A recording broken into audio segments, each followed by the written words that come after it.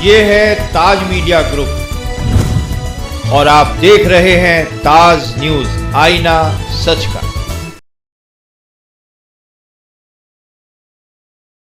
पचास साल का रिकॉर्ड तोड़ दिया है और भाई समय कम है। अभी जो है ना हमारे आप आए, आपका सबका बहुत धन्यवाद करता हूं। प्रियंका जी आप पहुंच चुकी है, आप उनकी बातें सुने जाएं। प्रियंका गांधी जिंदाबाद, दीपेंद्र सिंह हुड्डा जिंदाबाद, सतपाल ब्रह्मचारी जी जिंदाबाद, जिंदाबाद जिंदाबाद। ताड़ियों की गड़गड़ाहट रुकनी नहीं चाहिए। मैं बिना विलंब के हमारे सांसद सतपाल ब्रह्मचारी जी से आग्रह करूंगा कि वो मंच का भारत माता की स्वागत के लिए मालाएं हैं और मोमेंटो है। हमारी विधानसभा की प्रत्याशी विनेश फोगाट, विश्व स्तरीय पहलवान द्वारा उनको सम्मानित किया जाएगा।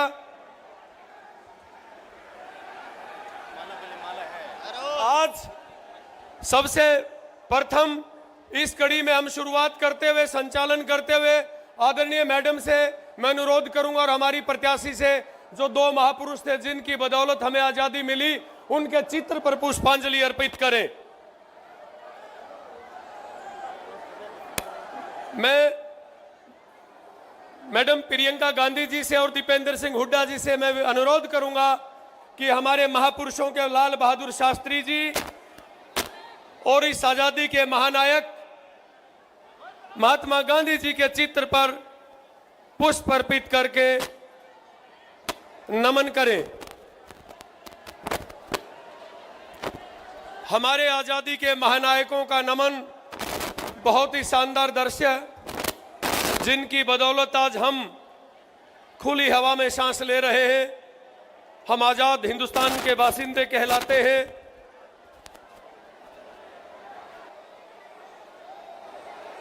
हमारे दोनों सांसद पुष्प अर्पित करते हुए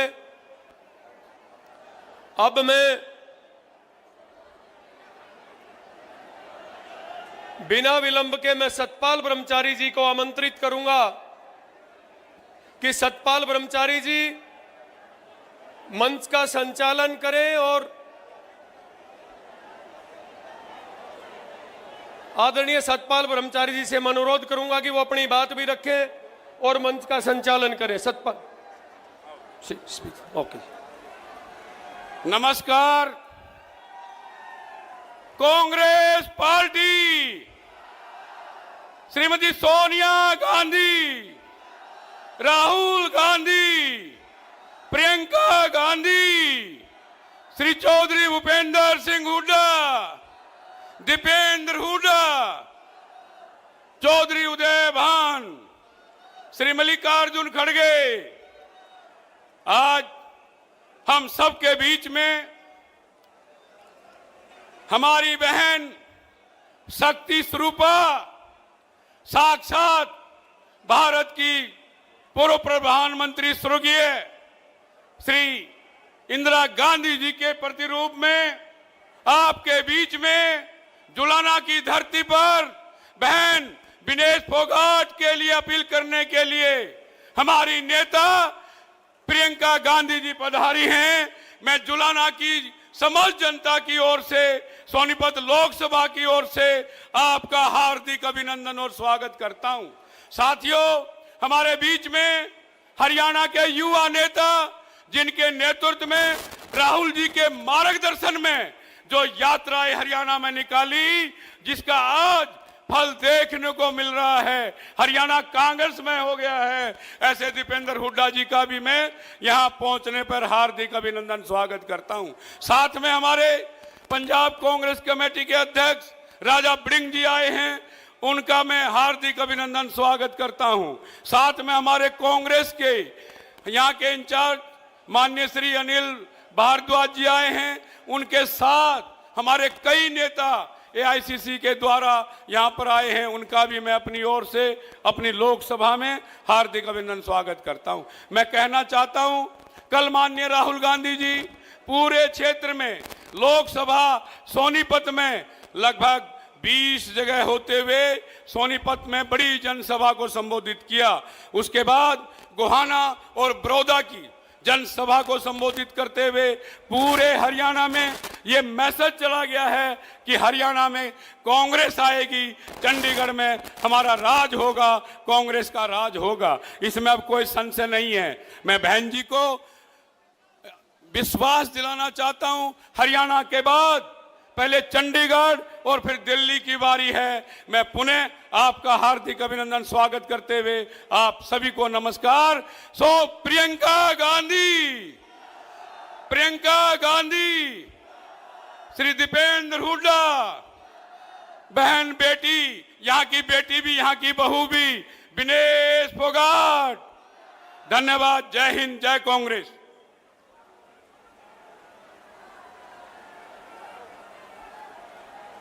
धन्यवाद। मैं हमारी बेटी भी, हमारी बहू भी और हमारी प्रत्याशी भी, मैं बेटी विनेश फोगाट को निवेदन करूंगा कि वो सम्मान माला का सम्मान करवाएं। मैं हमारी बेटी इस इलाके की पुत्र वधू विनेश से मैं आग्रह करूंगा कि बेटी प्रियंका गांधी जी का, जिनके चेहरे में इंदिरा गांधी दिखाई देती है हिंदुस्तान को, उनका स्वागत जुलाना की पवित्र धरती पर करें। और उनके साथ दीपेंद्र सिंह हुड्डा जी, आदरणीय सांसद सतपाल ब्रह्मचारी जी, मेरा अनुरोध है कृष्णा पूनिया जी, राजा वडिंग जी, सभी विनेश जी का इसमें साथ दें। जोरदार तालियों के साथ प्रियंका जी का स्वागत जुलाना की पावन और पवित्र धरती के ऊपर। ये ताकत का प्रतीक, ये हनुमान जी की गदा, ये दुष्टों का दलन करने वाली गदा, हरियाणा प्रदेश की तरफ से एक उपहार। मैं विनेश बेटी से मैं आग्रह करूंगा कि विनेश आए और वो प्रियंका जी का, हमारे सांसद जी का धन्यवाद करें।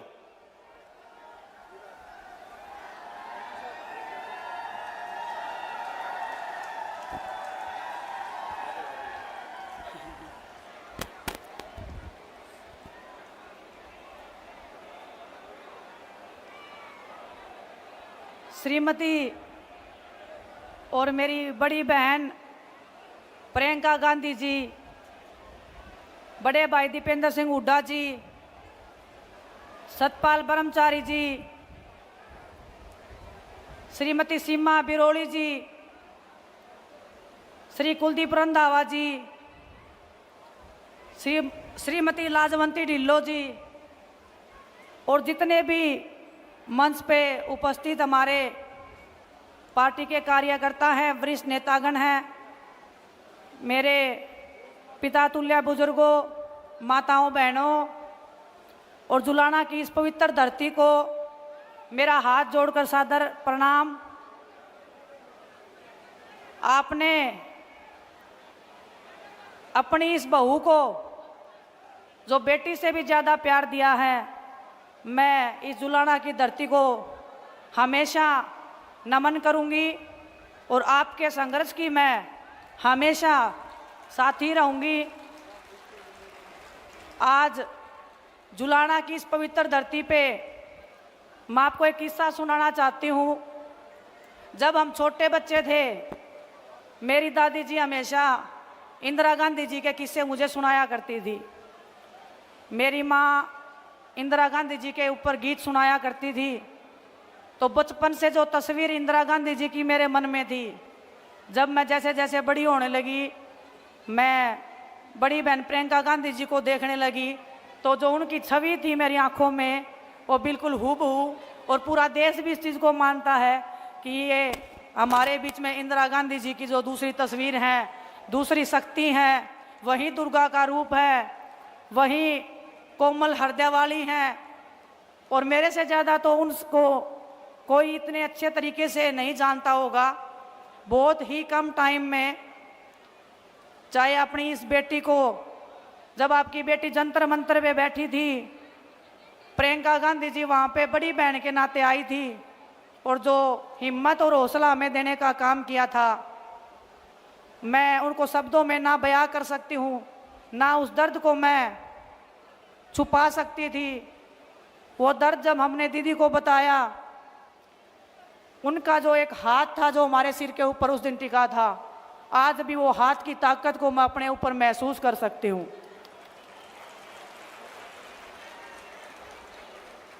बचपन से लेकर अभी तक जो संघर्ष मैंने स्टार्ट किया था, आज भी उस संघर्ष में मैं चल रही हूँ और इस संघर्ष में पूरा देश मेरे साथ में कंधे से कंधा मिलाकर खड़ा रहा है।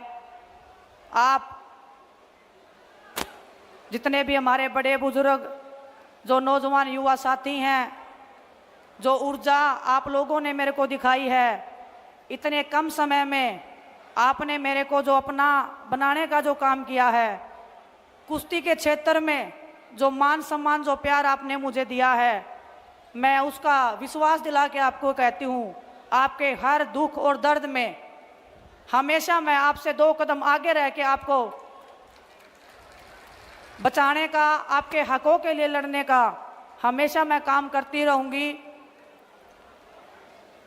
एक किस्सा और बताना चाहती हूँ मैं आपको।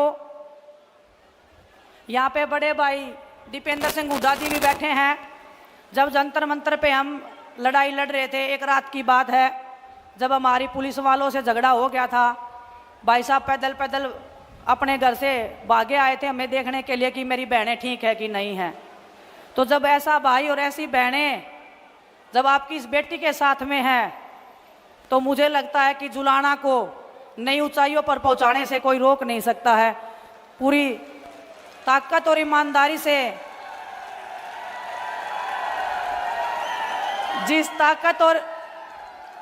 ताकत और सच्चाई और ईमानदारी से मैंने कुश्ती के क्षेत्र में नाम किया है, आप बड़े बुजुर्गों के आशीर्वाद के बिना ना तो वो लड़ाई कभी पूरी हुई थी, ना ये लड़ाई कभी पूरी हो सकती है। तो आप सबसे मैं आशा और उम्मीद करती हूँ और आपको विश्वास भी दिलाती हूँ कि आप मुझे जितना प्यार दोगे उससे मैं 1000 गुना वापस प्यार आपको लौटाने का विश्वास दिला सकती हूँ, भरोसा दिला सकती हूँ। आपने मेरे को देखा होगा ओलंपिक्स में खेलते हुए, लेकिन अगर मैं ये बात बोलूँ कि ओलंपिक्स में अगर मैं गई हूँ उसमें सबसे बड़ा हाथ प्रियंका गांधी जी का है, तो ये बात बिल्कुल झूठ नहीं होगी। जब 28 तारीख को हमारे साथ में भारतीय जनता पार्टी के द्वारा हमारे साथ सलूक किया गया था, उसके बाद हम प्रियंका दीदी से मिलने गए थे। दीदी ने मिलने बुलाया था, मिले थे, हम सभी बैठे थे।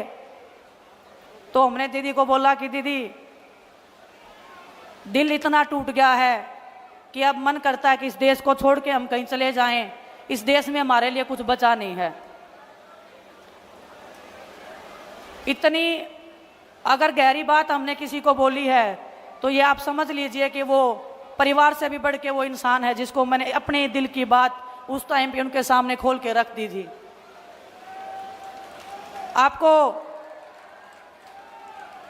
आपको ये बात पता नहीं होगी कि दीदी ने उस टाइम पे क्या बताया मुझे।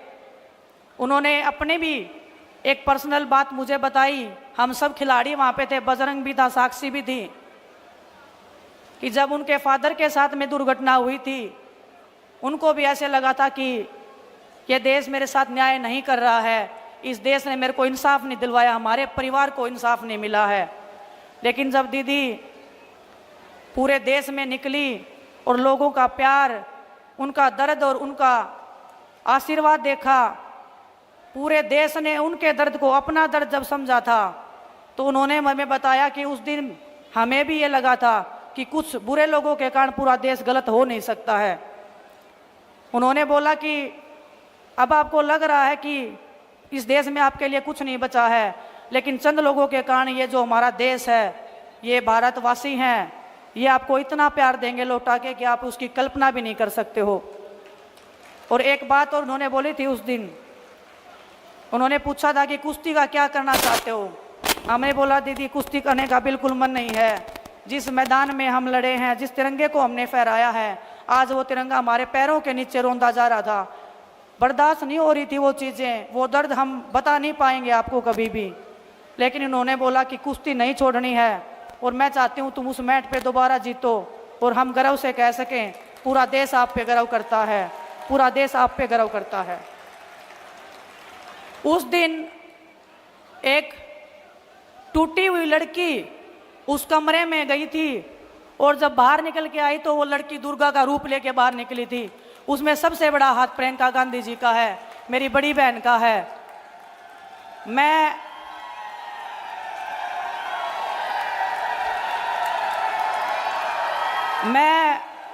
बहुत भावनाओं से चलने वाली लड़की हूँ, राजनीति में नई नई आई हूँ।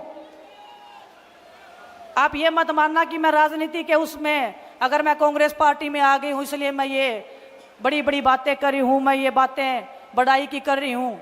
लेकिन मैं दिल से राहुल भैया का, प्रियंका गांधी जी का, सोनिया मैम का, मल्लिकार्जुन खड़गे साहब का, सभी पार्टी के जो वरिष्ठ नेतागण थे, जब ज्वाइनिंग से पहले हम उनसे मिले थे, ऐसे लगा था कि पूरा देश और एक मेरा परिवार जो है वो और बढ़ गया है और मैं अपना दर्द, अपनी तकलीफ उनके सामने रख सकती हूँ और वो 1 मिनट में, चुटकियों में मेरी समस्या का हल कर सकते हैं। वो प्यार, वो आशीर्वाद मुझे इनसे जो मिला है, वही आशीर्वाद प्यार पूरे देश ने मुझे देने का काम किया है। ओलंपिक से आने के बाद में इस पूरे देश ने जो मेरे को संभाला है, इस टूटी हुई लड़की को संभाला है। ये टूटी हुई लड़की आज आपके सामने पूरे दृढ़ विश्वास के साथ में खड़ी है और आपको ये कह सकती है, मेरी छोटी बहनों को बता सकती हूँ, मेरे बड़े भाइयों को बता सकती हूँ, जिंदगी में उतार चढ़ाव आते रहेंगे, लेकिन हमारे जैसे लोग, प्रियंका गांधी जी जैसी बड़ी बहन आपके पीछे खड़ी रह के हमेशा आपकी ताकत बनने का काम करेंगे। आप सबको पता है राजनीति में मैं नई हूं। दिन में 10 बार बड़े भाई दीपेंद्र सिंह हुड्डा जी के भी फोन आ जाते हैं मेरे पास में कि बहन क्या चल रहा है, ऐसे करना है, ऐसे करना है।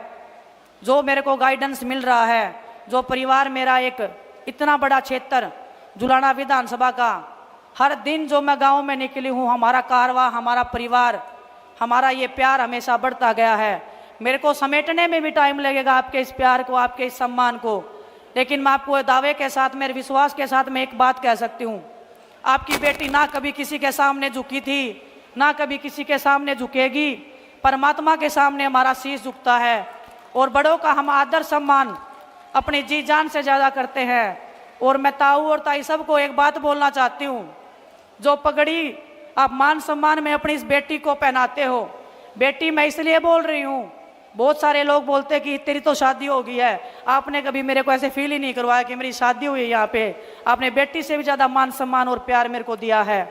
आपकी ये बेटी आपके हर दुख दर्द में, हर पिछड़े समाज के साथ में, हर उस दलित, हर उस अत्याचार के आगे खड़ी होगी जो आपने कभी झेला है। हर उस जातिवाद से, हर उस धर्म से आगे बढ़ के आपकी बेटी हमेशा आपके हकों की रक्षा करने के लिए आगे बढ़ती रहेगी। लेकिन वो ताकत और वो विश्वास आपको मेरे को देना पड़ेगा।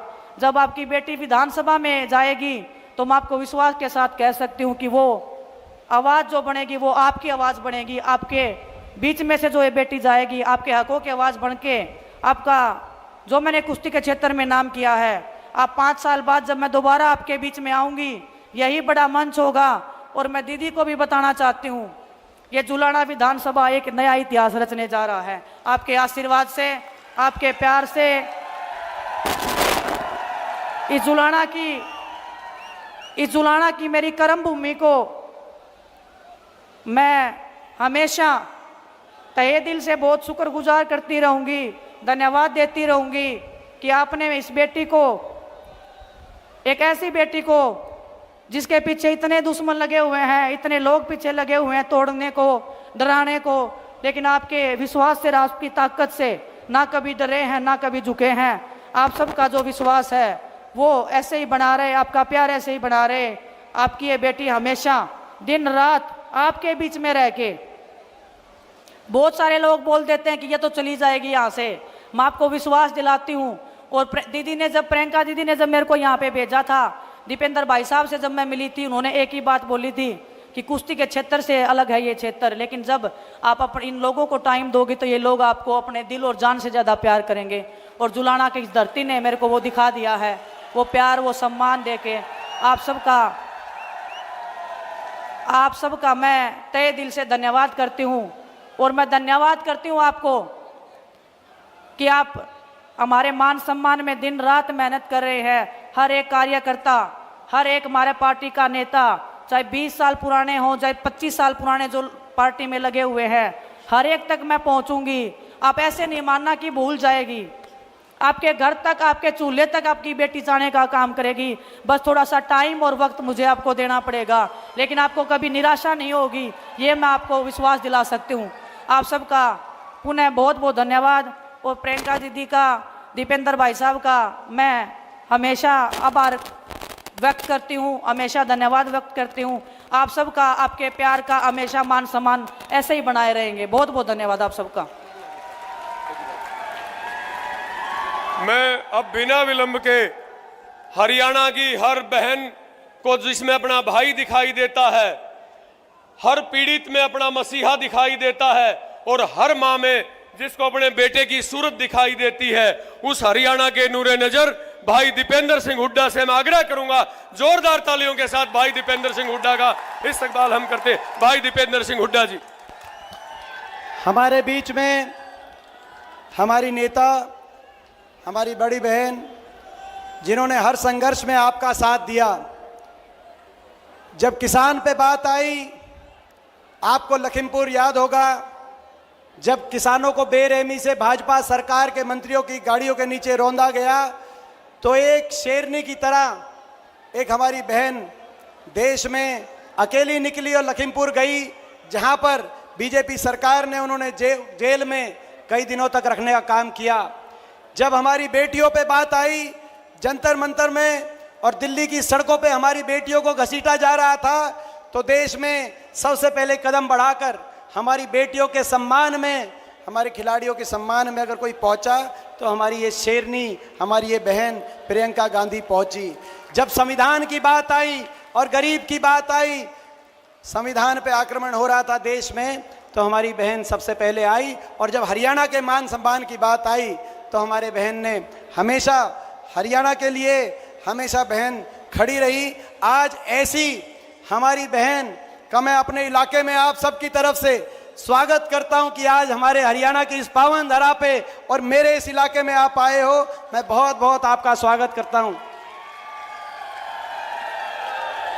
बाकी हरियाणा में क्या चल रहा है, यह रिपोर्ट आप तक पहुंच गई कि नहीं पहुंच गई? जुलाना वालों, क्या चल रहा है? किसकी सरकार बन रही है?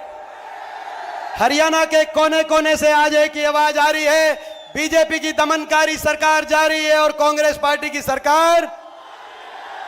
देखो, हमने नहीं कहा कि आ रही है, बोलो, अंदर से आपके आवाज आई, क्योंकि ये भगवान की आवाज है, सच की आवाज है। जो ये सरकार, बीजेपी की सरकार, जिसने हरियाणा का इतना नुकसान किया, जिस सरकार ने आज हरियाणा को देश में नंबर 1 बना दिया बेरोजगारी में, हरियाणा को देश में नंबर 1 बना दिया नशे में, हरियाणा को बीजेपी ने नंबर 1 बना दिया देश में अपराध में, भ्रष्टाचार, महंगाई, आज विकास की पटरी से हरियाणा को उतारने वाली ये सरकार, 750 किसानों की जान की कुर्बानी लेने वाली बीजेपी ये सरकार, हमारी बेटियों को दिल्ली की सड़कों पर घसीटवाने वाली बीजेपी की ये सरकार, बाबा साहब भीमराव अंबेडकर जी के संविधान की हत्यारी ये भाजपा की सरकार, गरीब आदमी की सारी स्कीम्स को हरियाणा में बंद करने वाली बीजेपी की ये सरकार, आज हर घर को परेशानी में डालने वाली बीजेपी की ये सरकार। आज जब हमने इस सरकार से, मैं प्रियंका जी को बताना चाहता हूं, हमने एक पदयात्रा करी और सरकार से पूछा कि आपने हरियाणा का इतना भट्टा बिठा दिया कि नहीं बिठा दिया इन्होंने हरियाणा का भट्टा? मैं सवाल पूछा कि आपने हरियाणा का जो भट्टा बिठा दिया है, हरियाणा हिसाब मांग रहा है 10 साल के आपके कुशासन का। तो दिल्ली से बड़े बड़े नेता आए और उन्होंने कहा कि बीजेपी है, हम बीजेपी हैं, हम हिसाब नहीं देंगे। 10 साल हरियाणा का भट्टा हमने बिठा दिया हो, भले हम हिसाब नहीं देंगे क्योंकि हम बीजेपी हैं। हम तो हिसाब लिया करते हैं, हम हिसाब दिया नहीं करते। बीजेपी के नेताओं ने ये कहा, जब 5 अक्टूबर को वोट पड़े तो भाई जो मशीन है, भाई मशीनों में से दिल्ली के उन नेताओं तक एक गूंज जानी चाहिए, इतनी मशीन दबा दो, इतनी मशीन दबा दो, दिल्ली के नेताओं तक ये बात जानी चाहिए। कहीं और आपका बिना हिसाब करे काम चल जाता होगा, लेकिन यहां नहीं चलेगा। ये महाभारत की धरती है, क्योंकि ये हरियाणा है प्रधान,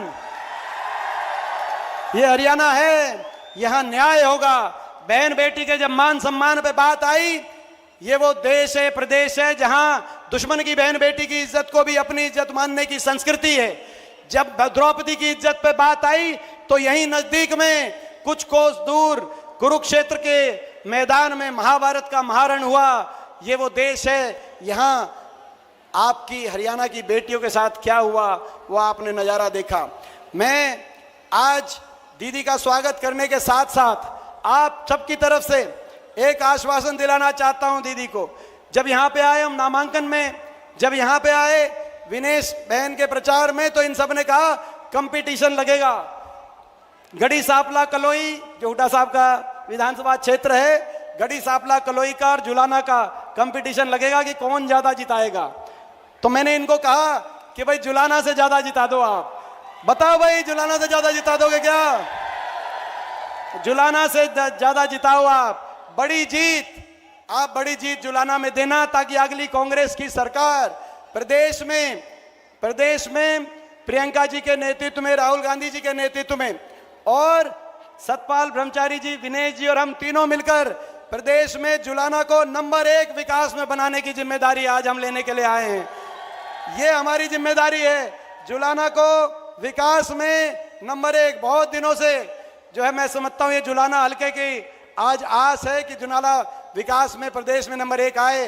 तो आज ये हमारी जिम्मेदारी है और आपकी जिम्मेदारी ये है, बड़ा आशीर्वाद देकर मेरी इस छोटी बहन विनेश फोगाट को बड़ा आशीर्वाद देकर आप चंडीगढ़ भेजना।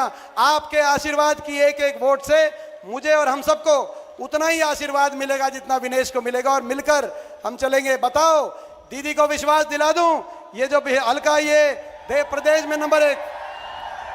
अब मैं आग्रह करता हूं, आपके बीच में जिस घड़ी का आप इंतजार कर रहे थे वो घड़ी आ गई है।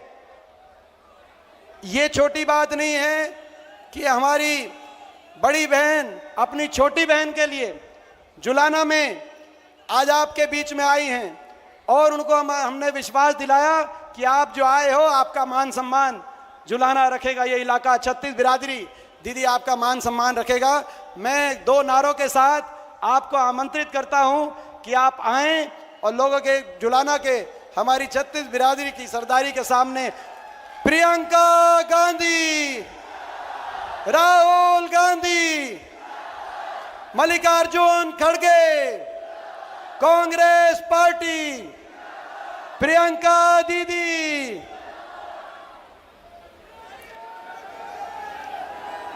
बहनों और भाइयों, सबसे पहले तो आपका इस सभा में बहुत बहुत स्वागत। आप काफ़ी समय से इंतज़ार कर रहे हैं। श्री दीपेंद्र हुड्डा जी,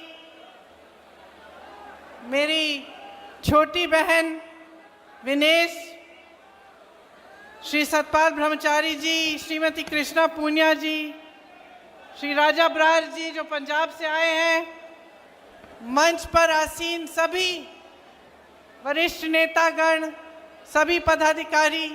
मैं जानती हूं कि इस सीट से कई उम्मीदवार भी थे कांग्रेस पार्टी के, उनको भी मैं आश्वासन देना चाहती हूं कि आपकी भी पहचान होगी, सरकार बनेगी तो आप मदद कर रहे हैं, इसमें बहुत खुशी है हमारी।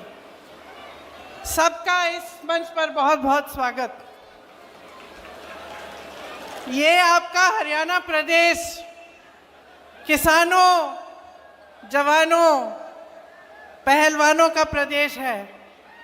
यहाँ आकर बहुत खुशी होती है, बहुत गर्व महसूस होता है। दिल्ली तो पास में ही है, आना जाना काफ़ी हो जाता है। मेरे बच्चे गुड़गांव में पढ़े, मेरा अपना भी अनुभव है आपके प्रदेश का। मेरी बहनें बैठी हैं, कुछ सालों पहले, लगभग 8 साल पहले, मेरी बेटी शायद 15-16 साल की थी, तब वो हरियाणा प्रदेश के लिए बास्केटबॉल खेली। तो वो भी खेल कूद में तेज है। जब उसको यहाँ आना था एक कैंप के लिए, सर्दी का समय था, मैं भेजना चाह रही थी कि जाए, बाकी बच्चों के साथ अच्छी तरह से खेले सीखे। तो मैंने कहा मैं छोड़ आती हूँ। मैं यहाँ आई, सोनेपत के पास एक जगह थी जहाँ पे स्कूल में एक कैंप था, कोचिंग का कैंप था। तो सुबह छोड़ना था और शाम को बेटी को घर ले जाना था। तो मैंने सोचा अगर मैं कैंप में जाऊंगी तो सबको पता चलेगा कि ये किसकी बेटी है। तो मैंने सोचा कि इससे अच्छा मैं थोड़ा दूर उसको छोड़ देती हूँ और वो चली जाएगी और शाम को मैं आके ले लूँगी, तो किसी को पता नहीं चलेगा कि मेरी बेटी है, सब की तरह समान तरह से उसके साथ व्यवहार होगा। तो मैंने बेटी को छोड़ दिया सुबह पाठशाला में। यहाँ सोनेपत के पास एक सरकारी पाठशाला थी शायद, और मैंने सुरक्षा कर्मियों को कहा कि अपनी गाड़ी हम किसी खेत के पास लगा देते हैं, गाड़ी में रुक जाएंगे पूरे दिन। तो बैठी थी मैं गाड़ी में, कुछ 1-2 किलोमीटर दूर था पाठशाला से, और मैंने खेतों में देखा कि एक दादाजी खेत में काम कर रहे हैं। तो मैंने सुरक्षा कर्मियों को कहा आप यहीं ठहरो, मैं जाके ज़रा बात करती हूँ। मैं चली गई खेत में उनसे बात करने के लिए। उन्होंने मुझे पहचाना नहीं, सुरक्षा कर्मी दूर थे। बातचीत हुई, मैंने कहा मुझे सिखा दीजिए कटाई करना। कटाई कर रहे थे तो थोड़ा सिखाया मुझे, थोड़ी सी कटाई मैंने उनके साथ कर ली। उन्होंने सोचा होगा ये शहर की लड़की है, थक गई होगी, धूप बहुत है, तो कहा कि बेटा घर चलो मेरे साथ, घर में चाय पिलाएंगे, थोड़ा सा आराम कर लेना।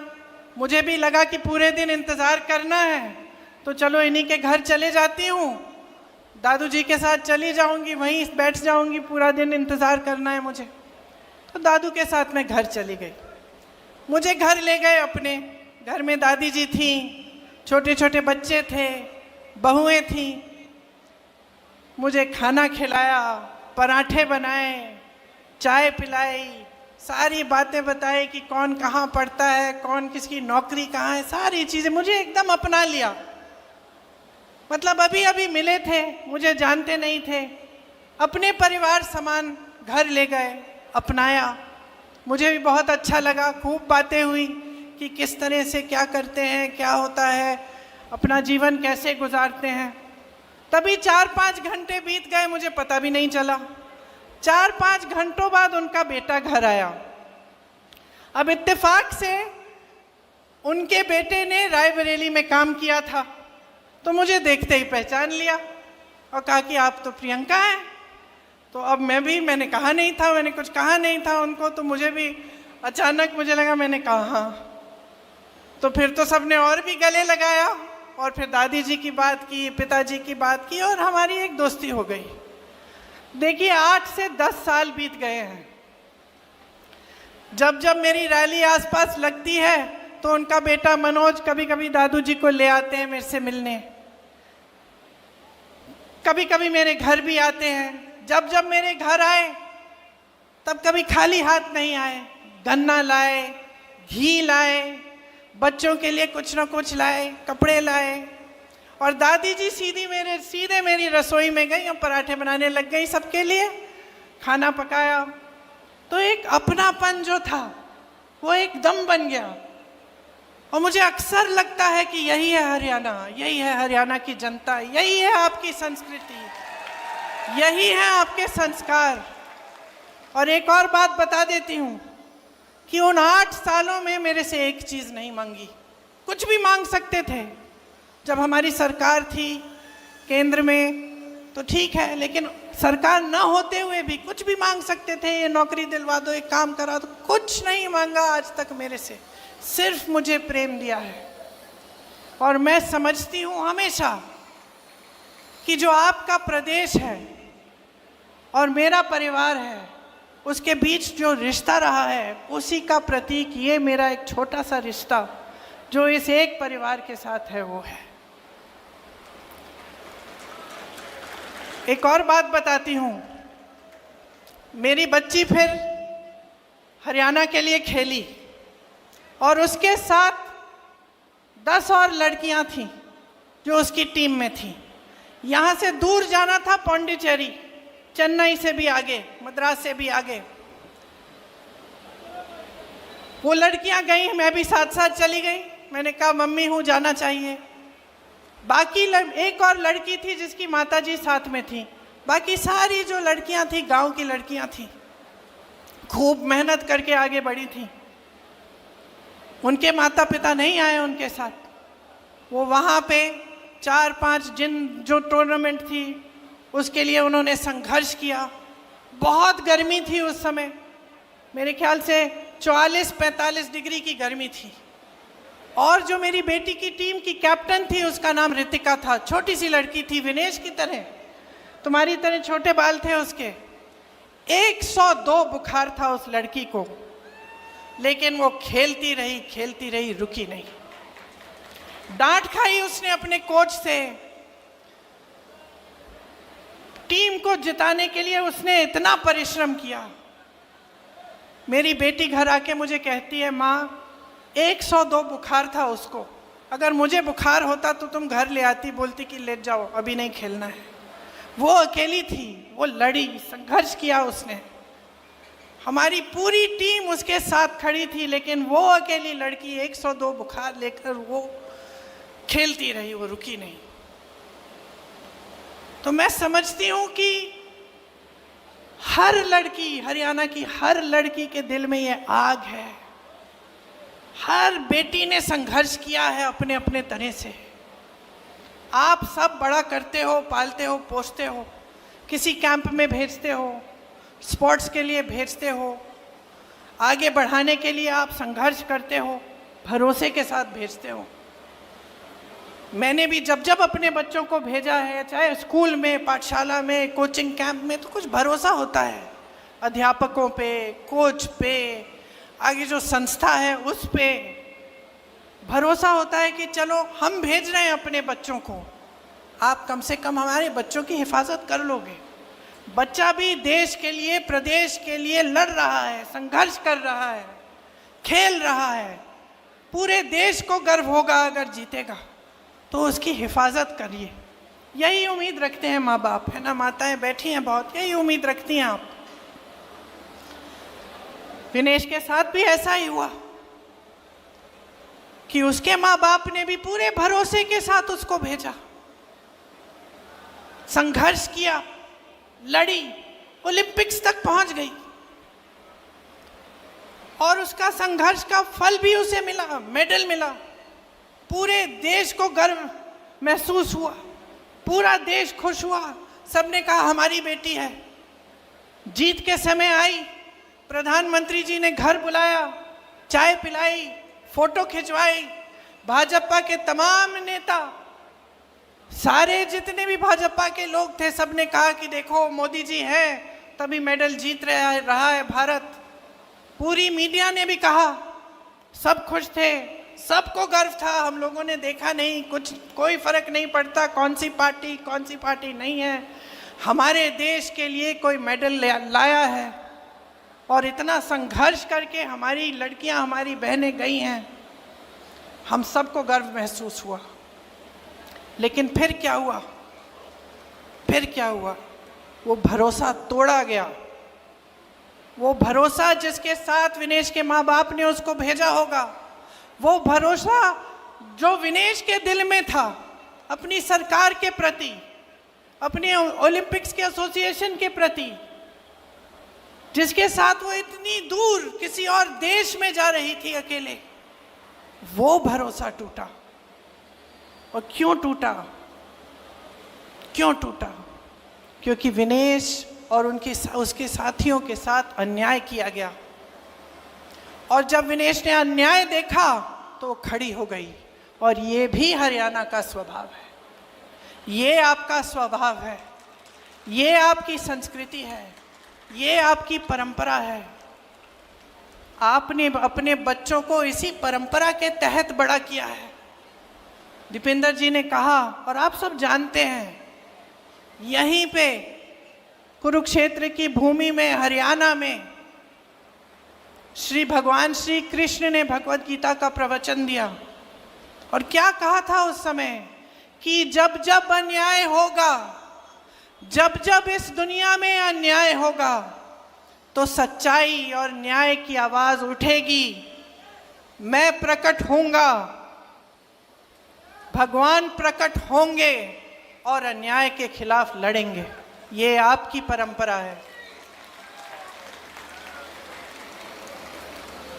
तो जब हम विनेश की बात करते हैं, सिर्फ विनेश का संघर्ष नहीं था, ये सिर्फ एक महिला का संघर्ष नहीं था, ये आप सबका संघर्ष है, ये आप सबकी लड़ाई है। जब इनके साथ अन्याय होता है, आप सबके साथ अन्याय होता है, आप सबका भरोसा टूटता है, आप सबके साथ विश्वासघात होता है। और आपकी परंपरा रही है, भगवत गीता की सीख से ही महात्मा गांधी जी ने हमारा स्वतंत्रता संग्राम चलाया। आज उनका जन्म दिवस है। आज अगर हम उनको याद करते हैं तो हमें एक बात याद आती है, सत्यमेव जयते, अहिंसा, सत्य। और कहाँ से मिली उनको ये बातें? भगवत गीता से मिली, भगवान श्री कृष्ण के प्रवचन से मिली, उनके संदेश से मिली। अभी नवरात्रि शुरू हो रहे हैं, दशहरे पे हम किस चीज की विजय मना रहे हैं? न्याय की विजय मनाने जाएंगे। अन्याय के खिलाफ न्याय की विजय, असत्य के खिलाफ सत्य की विजय मनाने जा रहे हैं। तो ये हमारी महान धार्मिक परंपरा है और खास तौर से यहाँ आपकी धरती की। और आज आपके साथ हर स्तर पर विश्वासघात हो रहा है, हर स्तर पर अन्याय हो रहा है। मैंने कहा किसानों की धरती है, जवानों की धरती है, पहलवानों की धरती है। किसानों के साथ कितना अन्याय हुआ। 3 काले कानून लाने वाले मोदी जी अपने घर से तब 5 मिनट के लिए बाहर नहीं आ पाए जब आप महीनों से उनके दरवाजे के पास कुछ ही किलोमीटर दूर दिल्ली के बॉर्डर पे खड़े हुए उनसे न्याय मांग रहे थे।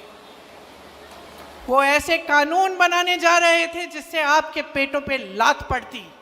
उनको मालूम था कि इन कानूनों से सिर्फ बड़े बड़े उद्योगपतियों का फायदा होगा, किसानों का कोई फायदा नहीं होने वाला है। फिर भी वो पीछे हटे नहीं। आपने संघर्ष किया, बैठे रहे महीनों के लिए, आप पे लठ चलाया गया, आपको मारा पीटा गया, 750 किसान शहीद हुए। ये हिले नहीं, हिले तब जब उत्तर प्रदेश का विधानसभा का चुनाव आया, जिसका जिक्र आपने किया दीपेंद्र जी। जब चुनाव आया तब हिले, तब इनको लगा कि अब चुनाव में मुश्किल हो जाएगी, ये 3 काले कानून हम वापस ले लेते हैं। तो किसानों के साथ इन्होंने सरासर अन्याय किया। एमएसपी की बात करते हैं और फिर उन उपजों पर एमएसपी देते हैं जो आप यहाँ पे उगाते ही नहीं हैं। कहते हैं हमने 24 ऐसी चीज़ें हैं जिन पे 24 फसल हैं जिन पे हमने एमएसपी दिया है, उसमें से 10 तो आप उगाते ही नहीं हैं यहाँ हरियाणा में। तो किसको बेवकूफ़ बना रहे हैं? पूरा देश देख रहा है, देश की जनता देख रही है। आपने कहा कि रोजगार के मामले में हरियाणा सबसे पीछे है। रोजगार बनाएंगे कहाँ जब इन्होंने सब अडानी और अंबानी को दे दिया है? सारी चीजें जो है, सारी जमीन, सारे उद्योग, सारे बंदरगाह, सारे हवाई अड्डे, सब कुछ बड़े बड़े उद्योगपतियों को दे दिया है। तो रोजगार बनेंगे कहाँ से? जो आपके छोटे मोटे बिजनेस होते थे, जहां से रोजगार बनते थे, जो खेती किसानी थी, वहां से आज रोजगार नहीं बन सकते हैं। तो ये रोजगार देने का काम कर ही नहीं सकते क्योंकि इनकी नीतियां ही इसके खिलाफ हैं, आपके खिलाफ हैं। इसीलिए अग्निवीर जैसी स्कीमें निकालते हैं जिससे आप अपने बच्चों को, जब नौजवानों को आप सरहद पे भेजते हैं देश के लिए शहीद होने के लिए, और उनको बताया जाता है कि अगर तुम शहीद हो जाओगे तो तुम्हारे माँ बाप को पेंशन नहीं मिलेगा। बताया जाता है कि जाओ 4 सालों के लिए सेना में भर्ती हो जाओ और 4 साल बाद वापस आ जाओ, फिर से बेरोजगार बनो और फिर से नौकरी ढूंढने निकलो। ये दिया है आपको मोदी जी ने। आपको ये एक फैमिली आईडी दे दी, पहचान पत्र जिसमें परिवार के हर सदस्य का नाम, हर सदस्य की आमदनी चाहिए इनको। मैं मिली थी कुछ लोगों से भैया के साथ 2 दिन पहले, वो बता रहे थे कि जब से ये आईडी आया है तब से मुसीबत ही मुसीबत है। सबकी आमदनी जोड़ दी है और कईयों की आमदनी नहीं है, वो उसमें झूठी आमदनी डाल के जोड़ दी और फिर कह दिया कि ना तुम्हारा बच्चा सरकारी स्कूल में पढ़ सकता है क्योंकि तुम्हारी तो आमदनी बहुत है, या कह दिया कि जो किसान को सुविधाएं मिलती हैं वो तुम्हें मिलेंगी नहीं क्योंकि तुम्हारी आमदनी बहुत है। तो इस तरह से आपको गुमराह करने का काम किया है। 10 साल हो गए, 10 सालों से सिर्फ और सिर्फ आप अन्याय देख रहे हो, नौजवानों के साथ, पहलवानों के साथ, किसानों के साथ, महिलाओं के साथ। तो बचता क्या है? भगवान ने कहा कि जब जब अन्याय होगा तो न्याय की लड़ाई लड़ने के लिए आपके बीच उतरेंगे। लेकिन ये भगवान तो आपके दिल में भी तो है, यही भगवान आपके दिल में है, तो कब खड़े होगे इस अन्याय के खिलाफ? विनेश खड़ी हुई, बड़े बड़े नेताओं ने इसका साथ छोड़ दिया, मोदी जी ने नहीं बुलाया चाय पे, आए भी नहीं इनसे मिलने के लिए, बात करने के लिए, लेकिन इस देश की जनता खड़ी हो गई विनेश के साथ। आप खड़े हुए विनेश के साथ क्योंकि आपके दिल में सच्चाई है, आपके दिल में भगवान है। तो अब वो मौका आ गया है, फिर से वही कुरुक्षेत्र की लड़ाई, वही अंग्रेजी साम्राज्य के खिलाफ लड़ाई, कोई फर्क नहीं है। आज ये लड़ाई आपकी लड़ाई है, अन्याय के खिलाफ, असत्य के खिलाफ, दुष्टों के खिलाफ लड़ाई है। आपको खड़ा होना पड़ेगा, आपको अपने अंतर मन में झांकना पड़ेगा और देखना पड़ेगा कि ये क्या हो रहा है मेरे साथ, मेरे प्रदेश के साथ, मेरे देश के साथ। ये नेता जो मंच पे आते हैं, बड़ी बड़ी बातें करते हैं, लेकिन जब काम का समय आता है तो हमें देखते ही नहीं है। जब हमारे साथ अन्याय होता है तो हमें पूछते नहीं हैं। जब हम इनके दरवाजे तक पहुंचते हैं और सड़क पे बैठ के इनसे यही गुहार लगाते हैं कि हमारी बात सुन लीजिए, हमारे साथ अन्याय हो रहा है, हमें आपके कानून नहीं चाहिए, हमारी भलाई करिए, तब हमारी तरफ देखते तक नहीं है। किसान कुचले जाते हैं, इनके मंत्री के बेटे के द्वारा जीप के पहियों के नीचे कुचले जाते हैं, ये हिलते नहीं हैं, पलक नहीं झपकाते। तो क्या हो रहा है आपके साथ? सरकार बनाता कौन है? आप बनाते हैं। नेताओं को बनाता कौन है? आज चाहे दीपिंदर जी हो, चाहे मैं हूं, चाहे विनेश जी हो, क्या आपके बिना हम इस मंच पे बैठ सकते हैं? क्या अगर आपने हमारा समर्थन नहीं किया होता, हमें आगे नहीं बढ़ाया होता, हमें ये अपना कीमती वोट नहीं दिया होता, तो क्या हम यहाँ आकर नेतागिरी कर सकते हैं? तो आपको समझना पड़ेगा कि शक्ति आपकी है, बहनें आपकी सबसे बड़ी शक्ति है। जिस तरह से बच्चों को बड़ा करते हो, पालते हो, पोसते हो, बच्चा गलत करता है उसको टोकते हो, बच्चा झूठ बोलेगा डांटोगी, बोलोगी कि क्या झूठ बोल रहे हो, थप्पड़ भी मार दोगी, कभी कभी टोकती हो। नेताओं को अब टोकने का समय आ गया है। ये भाजपा की पार्टी 10 सालों से यहाँ राज कर रही है, आपके लिए एक काम की चीज नहीं की है इन्होंने। जब जब आपको जरूरत पड़ी है पीछे हटे हैं। आपसे सिर्फ अपना स्वार्थ साधना है, खुद को आगे बढ़ाना है, यही इनको सूझता है। भ्रष्टाचार की बात करते हैं, मुझे हंसी आती है। मोदी जी कोई पुरानी चीजें, 10 साल पुरानी पता नहीं क्या क्या बातें करते रहते हैं, हंसी आती है मुझे। अरे इससे बड़ा भ्रष्टाचार क्या है कि देश के सारे उद्योग आपने अपने 2 मित्रों को दे दिए।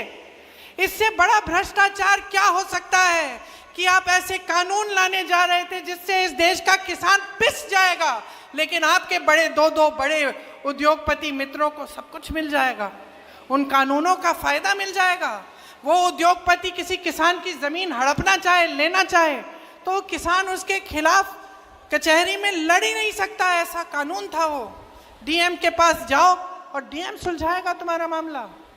अगर तुम्हारी जमीन ले ली किसी बड़े उद्योगपति ने, ये कानून लाने जा रहे थे, आप समझ गए, आपने पहचाना, और क्योंकि आपने पहचाना आपने संघर्ष किया। हमारे संविधान ने आपको सबसे बड़ी शक्ति दी है। सत्यमेव जयते कहने वाली बात नहीं थी, ये हमारे संविधान में गड़ी हुई है ये बात, समानता की बात, कि आप में, मेरी बहन जो यहाँ बैठी है, आप में वो खेती जिसने मुझे सिखाई दादू जी, आप में उतनी ही शक्ति है जितनी दीपेंद्र जी में है, जितनी मोदी जी में है, जितनी मेरे में है। ये संविधान ने शक्ति दी है आपको, ये वोट की शक्ति है, ये वो अधिकार है जिससे आप हम सबको बदल सकते हो, एक नया नेतृत्व ला सकते हो। आप चाहो तो अपने भविष्य को बदल सकते हो।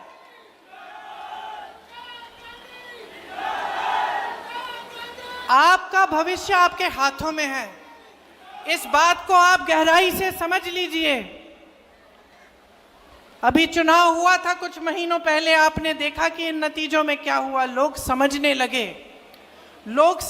लगे कि ये बड़ी बड़ी बातें करते हैं, ये झूठ बोलते हैं, ये मंच पर आकर कुछ भी कह डालते हैं, लेकिन जब काम का समय होता है, जब न्याय का समय होता है, जब सच्चाई का समय होता है, तो ये दिखते तक नहीं है। तो ये बात आप भी समझ लीजिए। देखिए, आप अपने बच्चों को बड़ा करते हैं ताकि उनका भविष्य बने। माँ बाप खुश कब होते हैं? बच्चा नौकरी कर रहा है, कमा रहा है, हमें भी लगता है, बहन आपको भी लगता होगा, बड़ा होगा, आपकी देखभाल करेगा, आपका पालन पोषण करेगा, मतलब पालन पोषण नहीं, आपकी देखभाल करेगा, आपने पालन पोषण किया है उसका। तो आपको लगता होगा कि मैं किस लिए कर रही हूँ इतना संघर्ष, महंगाई इतनी है, कुछ खरीद नहीं पा रही हूँ, त्योहार आ रहा है, घर की लिपाई पुताई करनी है, घर को सजाना है, मेहमान आएंगे, खाना बनाना है, त्योहार मनाना है। घबराहट क्यों हो रही है? घबराहट क्यों हो रही है? खुशी के साथ साथ घबराहट हो रही है, क्योंकि महंगाई इतनी है। तो महंगाई, बेरोजगारी, अन्याय, ऐसे ऐसे कानून जिससे किसान की कमाई नहीं हो पा रही है। तो आप बदलाव लाएंगे कि नहीं लाएंगे? यहाँ की बेरोजगारी हटानी है कि नहीं हटानी है?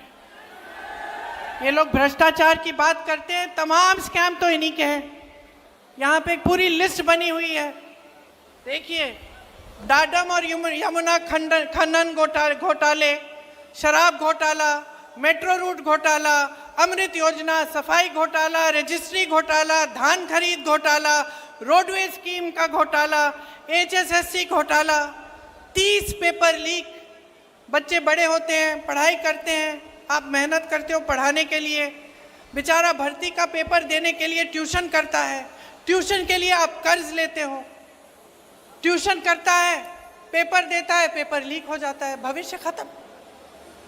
अब इंतजार करो, भर्ती नहीं निकलती।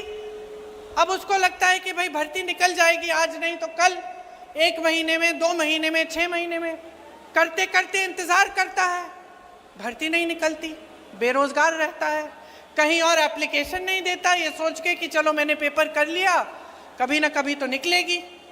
तो एकदम पूरी तरह से आपके भविष्य को बर्बाद करने का काम किया है, हर तरह से आपको पीस रखा है, आपको घेरा हुआ है। तो समय आ गया है, चुनाव है, चुनाव की गंभीरता को आप समझिए। कांग्रेस पार्टी इस चुनाव में आपको कह रही है, और आपको देखना चाहिए कि हमारे जहाँ जिन प्रदेशों में हमारी सरकार है उनमें हम क्या क्या कर रहे हैं।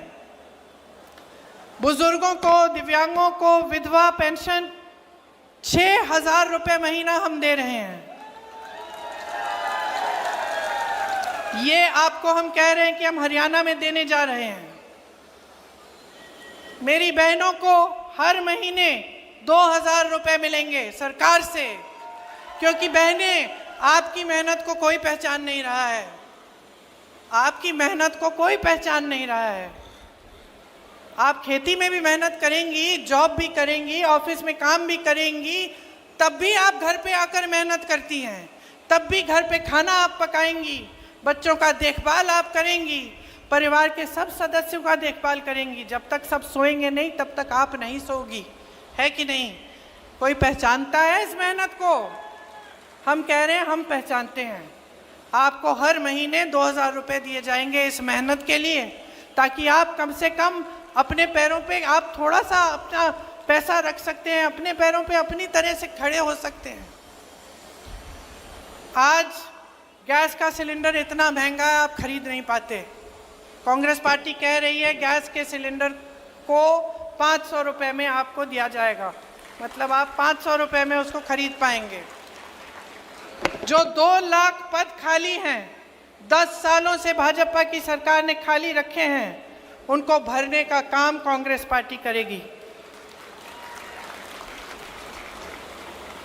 भैया के साथ 2 दिन पहले मैं हरियाणा में ही कुछ लोगों से मिली, ट्रक चलाते हैं वो। मैंने उनसे पूछा कि अगर आपको एक स्कीम आपके लिए निकालनी होती जिससे आपका फायदा होता, वो कैसी स्कीम होती, कौन सी स्कीम होती? उन्होंने कहा कि स्वास्थ्य बीमा की स्कीम होनी चाहिए। एक ने कहा मैं राजस्थानी हूँ, जब अशोक जी और कांग्रेस की सरकार थी राजस्थान में, तो मैंने अपनी माताजी का इलाज 80,000 रुपए का इलाज, किडनी का की समस्या थी, मैंने उनका इलाज मुफ्त में कराया। ऐसी स्कीम यहाँ हरियाणा में भी लाओ।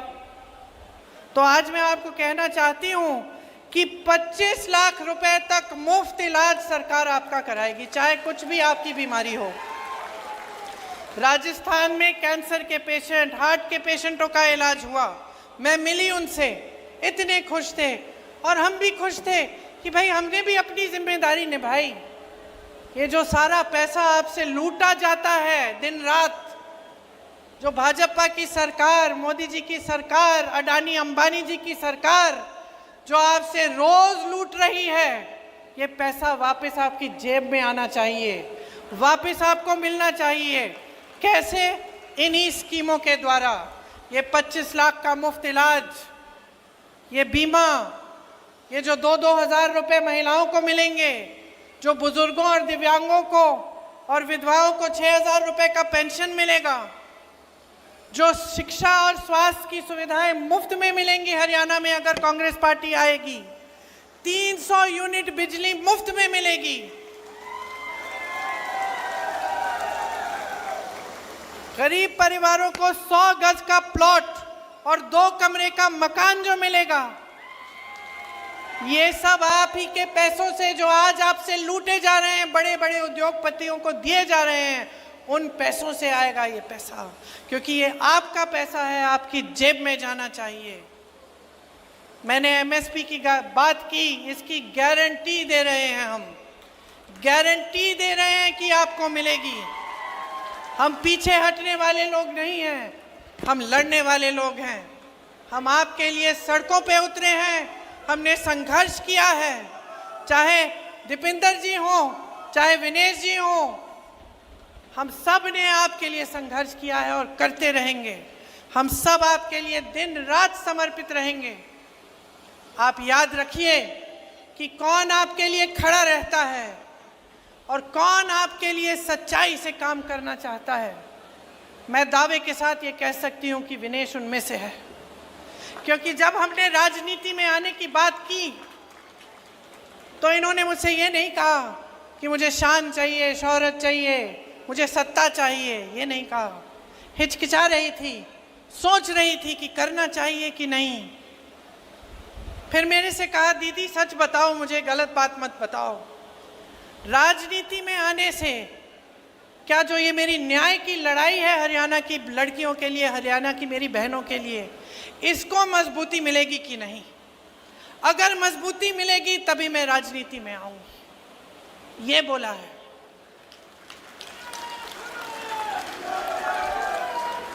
मैंने बोला विनेश मिलेगी, मजबूती मिलेगी, तुम्हें मिलेगी, तुम्हारी बहनों को मिलेगी, हरियाणा की एक एक लड़की को मिलेगी। और मैं अपनी बहनों से कहना चाहती हूँ, माताओं से कहना चाहती हूँ, हरियाणा की एक एक नौजवान लड़की से कहना चाहती हूं, खड़े हो जाओ विनेश के साथ, खड़े हो जाओ इनके साथ। हिम्मत है इस लड़की में। इसने कहा कि ये टूट गई थी, लेकिन मैं जानती हूं ये टूटी नहीं, ये टूटी नहीं। इसको लग रहा था कि टूट जाएगी, लेकिन तब भी खड़ी हुई, ओलंपिक्स में गई, हराया, जापानी गोल्ड मेडलिस्ट को हराया।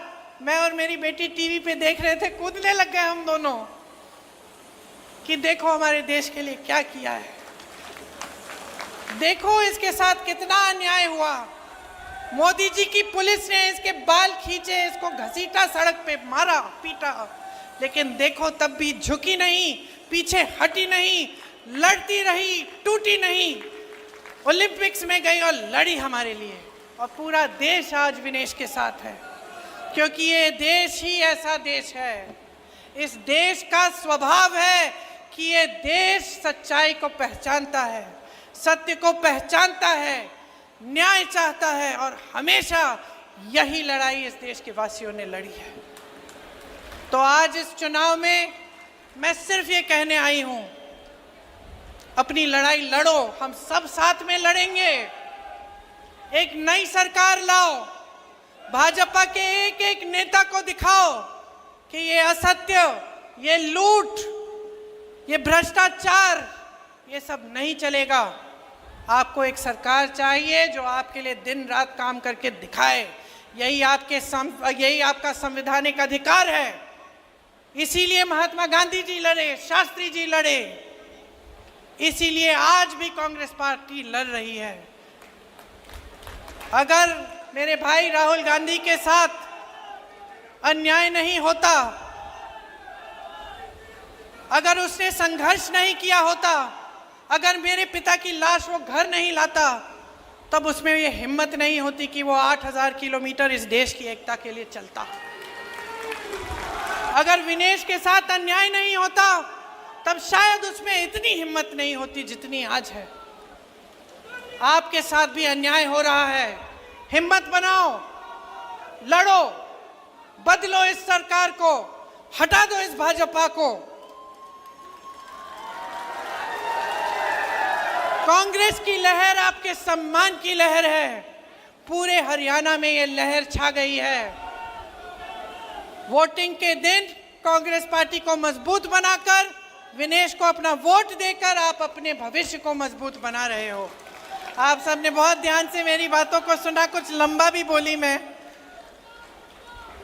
तो आपको घर भी जाना पड़ेगा, अभी काफ़ी समय से बैठी हैं।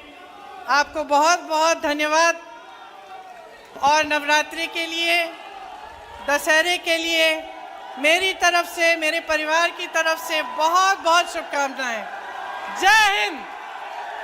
बहुत बहुत धन्यवाद हमारी नेता सम्मानीय प्रियंका गांधी जी के लिए, जिन्होंने अपना बहुत ही शानदार उद्बोधन दिया। सम्मानित मंच पर हमारे बीच में पंजाब से आए हमारे प्रदेश कांग्रेस कमेटी के प्रदेश अध्यक्ष सम्मानीय राजा अमरेंद्र सिंह वड़िंग का भी हम यहाँ पर बहुत बहुत स्वागत करते हैं।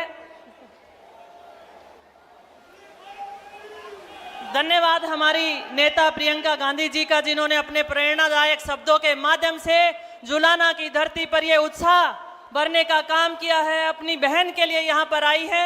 मैं धन्यवाद देती हूँ हमारे बड़े भाई दीपेंद्र सिंह हुड्डा जी का, जिन्होंने समय समय पर हमारी बहन के इस चुनाव को संभाला है, लड़ा है और अपना चुनाव मानकर फिक्र करते हैं। आपकी जुलाना की इस धरती पे बहुत बहुत आभार। सभी साथियों का एक जोश के साथ आप जाएं और विनेश को भारी बहुमत के साथ जिताएं।